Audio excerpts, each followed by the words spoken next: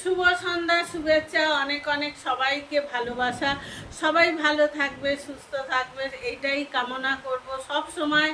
যে আমার প্রত্যেকটা ভাই বোন খুব সুখে থাকুক, খুব ভালো থাকুক, আর শরীর সুস্থ থাকুক, যেন তাদের কোনো আপদ বিপদ না আসে। আল্লাহর কাছে দোয়া রাখি। মুসলিম ভাইদের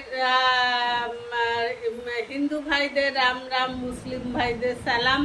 তো সবাইকে বলবো অনেক অনেক দোয়া থাকবে প্রত্যেক ভাই বোনদের। আর প্রত্যেক ভাই বোনদের বলবো তোমরা একটুখানি প্রাণায়াম করো, প্রাণায়াম করলে ভালো থাকবে।